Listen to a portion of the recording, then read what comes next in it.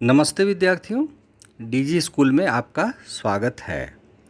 विद्यार्थियों, आज हम सामाजिक विज्ञान विषय के अंतर्गत 8वीं कक्षा के इतिहास विषय के प्रथम चैप्टर, जिसका नाम है आधुनिक काल में भारत का इतिहास। तो इस चैप्टर को हमने स्टूडेंट्स पढ़ लिया है और अब आपके समक्ष इस चैप्टर से जुड़े जो प्रश्न हैं उनको समाहित करते हुए इस YouTube के माध्यम से आपको प्रश्नोत्तर शैली में वीडियो उपलब्ध करवा रहा हूँ। तो विद्यार्थियों, मेरा कहना है कि आप इसे देखें, परखें और समुचित उपयोग करें। और आपको यदि कोई रचनात्मक सुझाव लगता है तो आप टिप्पणी के रूप में, कमेंट के रूप में रचनात्मक सुझाव अवश्य दें। तो चलिए विद्यार्थियों, हम शुरू करते हैं इस चैप्टर को। इस चैप्टर का पहला सवाल है कि जेम्स मिल का निवासी था, है ना। जेम्स मिल कहाँ का निवासी था, ठीक है। तो स्टूडेंट्स, इसका उत्तर होगा जेम्स मिल स्कॉटलैंड का निवासी था। विद्यार्थियों, यहाँ पे आप एक मैप देख रहे हैं, एक नक्शा देख रहे हैं जो कि यूनाइटेड किंगडम का नक्शा है। इस नक्शे के 4 भाग हैं। एक को हम इंग्लैंड कहते हैं जो हरे रंग में है। उससे ऊपर का भाग जो येलो कलर में है, पीला है, उसे स्कॉटलैंड कहा जाता है। इसके अलावे 2 भाग और हैं, एक वेल्स है और एक आयरलैंड है, ठीक है।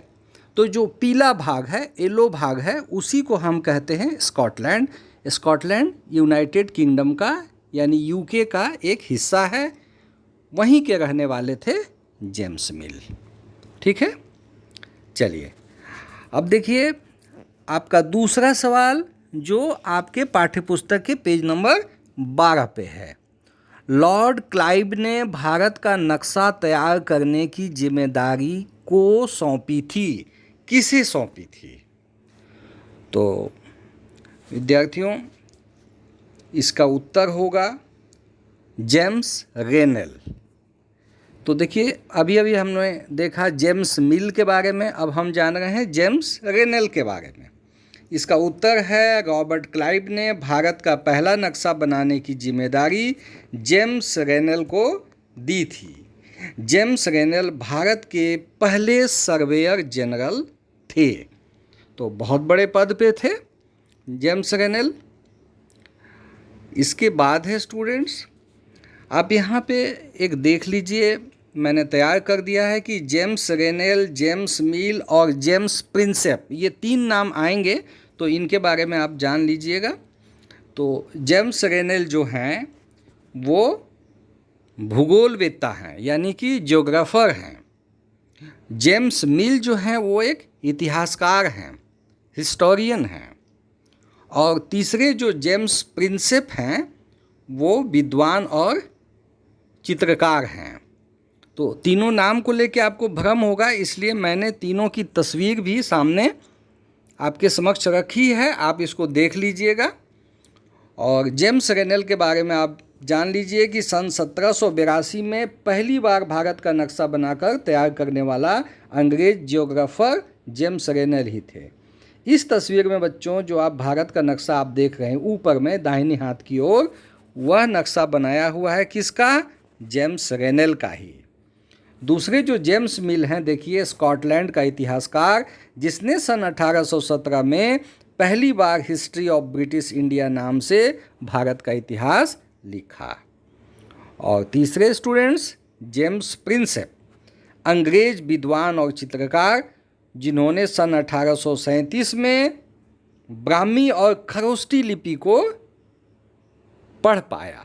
देखिए, ब्राह्मी और खरोष्टी लिपि जो है उसको पढ़ पाना अब के युग में संभव नहीं था, जिसको संभव करके दिखाया जेम्स प्रिंसेप ने। तो इसको आपको याद रखना है बच्चों। चलिए, अगला सवाल है, अभिलेखों को सुंदर ढंग से लिखने वाले कहलाते हैं, क्या कहलाते हैं, है ना। तो अभिलेखों को सुंदर ढंग से लिखने वाले को हम लोग कहते हैं सुलेखनवीस या खुशनवीस। इसको अंग्रेजी में हम लोग कैलीग्राफर भी कहते हैं, है ना। अभिलेखों को सुंदर ढंग से लिखने वाले को क्या कहते हैं? सुलेखनवीस या खुशनवीस, और अंग्रेजी में हम लोग कहते हैं कैलीग्राफर। अगला सवाल है बच्चों, भारत के अंतिम वायसराय कौन थे? तो आप यहाँ तस्वीर देख सकते हैं, भारत के अंतिम वायसराय थे लॉर्ड माउंटबेटन।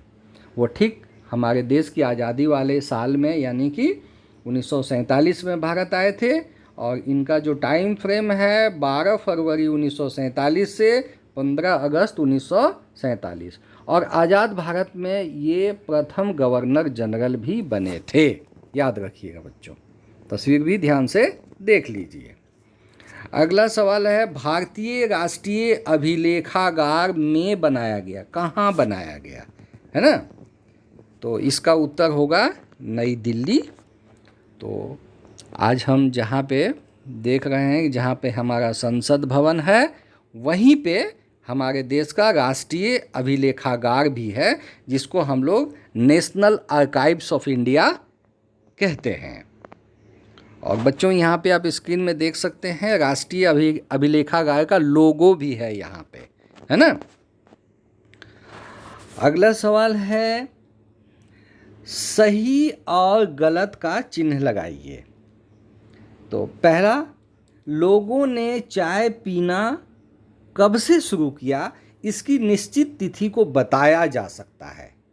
बच्चों आपको क्या लगता है, कोई ऐसा कोई फिक्स डेट होगा जिस दिन से कि इंसान चाय पीना शुरू किया? वो एक परंपरा के तहत पता नहीं कब किस युग में चाय की पत्तियों को समझा होगा और उसके बाद उसे पीना शुरू किया होगा। तो कहने का मतलब है कि ये ऐसा संभव नहीं है कि कोई निश्चित तिथि होगी, इसलिए यह ऑप्शन जो है हमारा ये गलत के अंतर्गत आएगा, सही के अंतर्गत नहीं आएगा। अगला सवाल है बच्चों, अंग्रेज प्रशासन के लिए अभिलेख तैयार करवाते थे, यानी कि रिकॉर्ड तैयार करवाते थे। जी हाँ, बिल्कुल करवाते थे, इसलिए ये सही होगा। इसके बाद है बच्चों, सरकारी दस्तावेजों से हमें आम लोगों की सोच के बारे में पता चलता है। नहीं पता चलता है, ये गलत है। सरकारी दस्तावेज जो है सरकार की नीतियों के संदर्भ में हम जान पाते हैं, सरकार ने कौन कौन सा एक्शन लिया उसके बारे में हम जानेंगे, लेकिन यहाँ पे हम आम लोगों की सोच के बारे में नहीं जान सकते हैं, तो ये गलत है। इसके बाद है बच्चों, अंग्रेजों के शासन से पहले भारत में अंधकार का दौर था। तो अंग्रेज़ों को शायद यही लगता था कि उनके आने के पहले भारत में लोग सभ्य नहीं थे, और यहाँ के लोग जो हैं, यहाँ के राजे महाराजे सिर्फ आपस में लड़ते झगड़ते रहते थे, तो अंधकार का युग था, ऐसा अंग्रेज सोचते थे। लेकिन वास्तव में इतिहासकार ऐसा, आज के इतिहासकार ऐसा नहीं सोचते हैं। अंग्रेज़ों के शासन से पहले भारत में अंधकार का दौर नहीं था, तो ये गलत ऑप्शन है। इसके बाद बच्चों अब आपको कुछ उत्तर लिखने हैं। इसमें अब तक आपने फिल इन द ब्लैंक्स किया और सही गलत किया, अब आपको उत्तर देना है। तो पहला प्रश्न है, इतिहास में तारीखों का क्या महत्व है? What is the importance of dates in history, है ना। डेट्स यानी कि तारीख, यानी कि तिथियाँ। तो इसका उत्तर होगा बच्चों, तारीखें इतिहास के लिए महत्वपूर्ण हैं क्योंकि वे घटनाओं के बीच कालानुक्रमिक कारण और प्रभाव दिखाने में मदद करती है। यानी कि क्रोनोलॉजिकली ये किस कारण से कौन सी घटना घटी, वो उस प्रभाव को दिखाने का एक महत्वपूर्ण साधन है तिथियाँ। तिथियाँ यह उल्लेख करती है कि कुछ घटनाएं कब हुई हैं। यह वास्तव में महत्वपूर्ण है क्योंकि यह कालानुक्रमिक रूप से इतिहास का दस्तावेजीकरण करता है। इसका उद्देश्य यह समझना है कि एक घटना दूसरी घटना से पहले हुई थी ताकि घटनाओं के बीच संबंध की जांच की जा सके।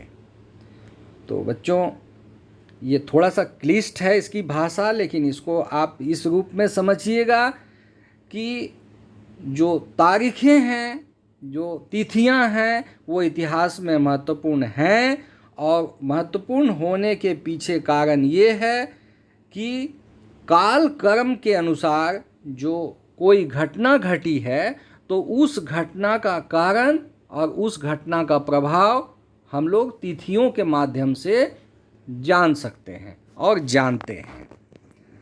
अगला है बच्चों, जेम्स मिल ने भारतीय इतिहास को किन किन कालखंडों में विभाजित किया है ना।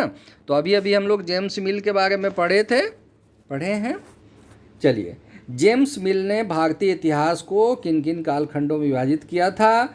जेम्स मिल 1773 से 1836 स्कॉटलैंड के इतिहासकार, राजनीतिज्ञ, दार्शनिक एवं मनोवैज्ञानिक थे। जेम्स मिल ने 1817 में ब्रिटिश भारत का इतिहास नामक पुस्तक व्यवस्थित ढंग से रखा।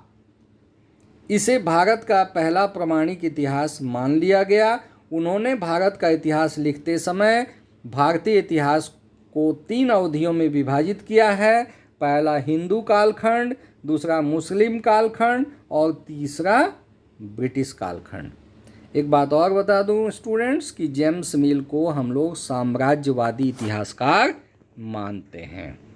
ठीक है, एक बार फिर से समझ लीजिए, जेम्स मिल स्कॉटलैंड के इतिहासकार थे। जेम्स मिल ने ही सबसे पहले भारत का इतिहास सन 1817 में लिखा था। मिल को साम्राज्यवादी इतिहासकार माना जाता है। यह भी सच है कि जेम्स मिल भारत कभी नहीं आए। जेम्स मिल ने भारत के इतिहास को सीधे 3 कालखंडों में बांटा, हिंदू, मुस्लिम और ब्रिटिश काल। इतिहास की इस किताब को लिखने में जेम्स मिल को 12 वर्ष लगे थे। यह पुस्तक उपनिवेशवादी सोच की मान्यता देती है और एक पक्षीय भी है। बच्चों, यहाँ तक समझे होंगे। अब अगला सवाल है, औपनिवेशिक युग किसे कहा जाता है ना।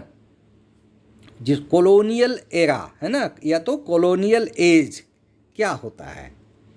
उपनिवेशवाद से तात्पर्य किसी शक्तिशाली एवं विकसित राष्ट्र द्वारा किसी निर्बल एवं अविकसित देश पर उसके संसाधनों को अपने हित में दोहन करने के लिए राजनीतिक नियंत्रण स्थापित करना है। इस क्रम में औपनिवेशिक शक्ति अपने उद्देश्य की पूर्ति के लिए उपनिवेशों पर सामाजिक, आर्थिक एवं सांस्कृतिक नियंत्रण भी स्थापित करती है।